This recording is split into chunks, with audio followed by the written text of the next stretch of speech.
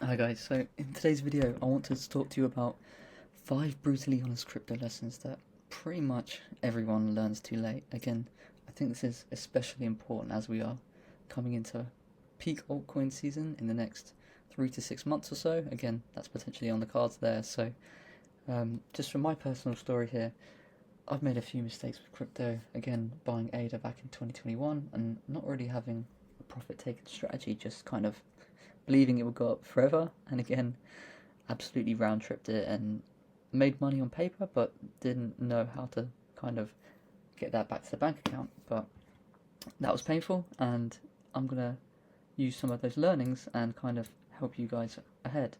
Again, just a quick disclaimer, guys. Please read this with care. This video is not financial advice. Crypto is volatile and highly risky. No results are guaranteed.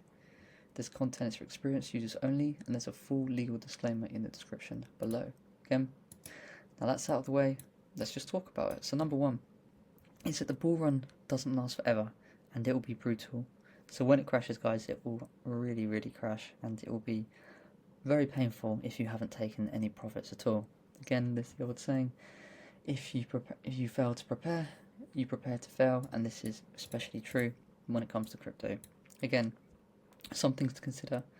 Have you got multiple exchanges set up? Have you got a crypto.com account? Have you got Coinbase set up? Have you got Kraken? Have you got Binance? Again, have you got loads of tier 1 exchanges open? Are you able to sell? Again, have you got realistic price predictions? Again, have you got Bitcoin at 1 million? Again, that's not very realistic. Again, like we mentioned before, market cap, you need to have some realistic price predictions as we go forward.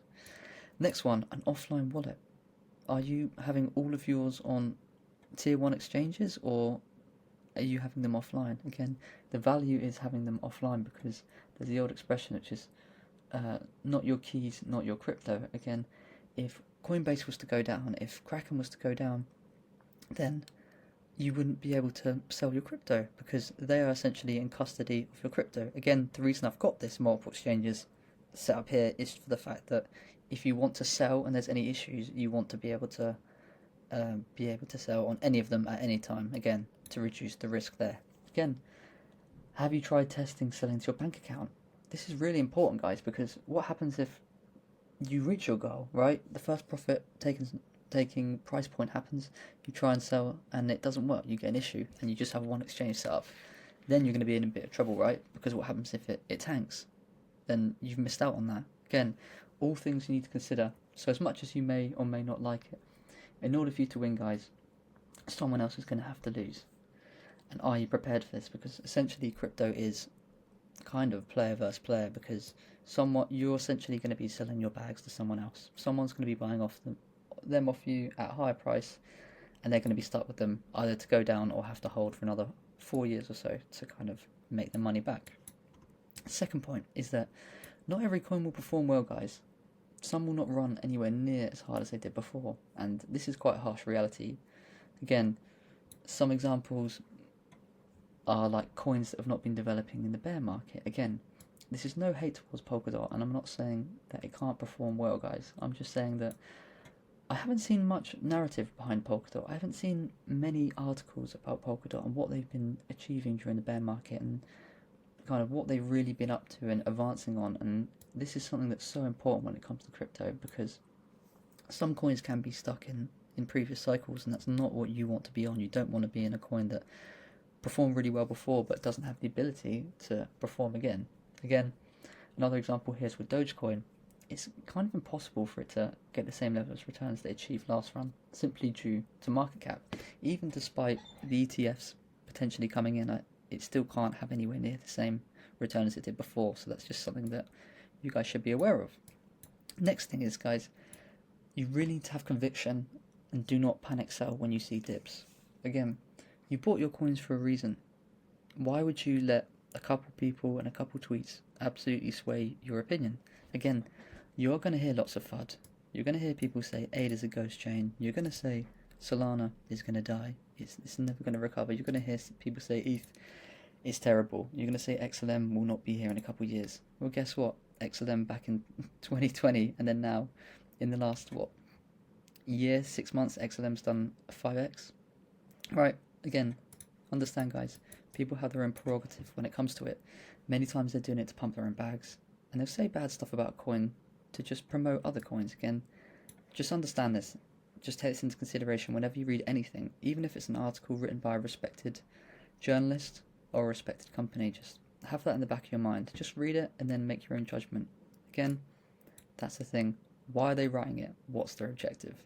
Companies are often paid to talk negatively about other coins, so another project does well. So, for example, one coin might, the owner might have a team where they talk badly about X coin because it's a competitor, and that will impact the price of the other one. Again, nothing to do with the fundamentals and the ability of the coin, just because it will help promote them and they can make more money. Next stage, guys, is that you need to understand you need to be patient, and coins run at different times. And again, I think a key example so far this run is Bitcoin. Bitcoin has been pumping and ETH hasn't been keeping up.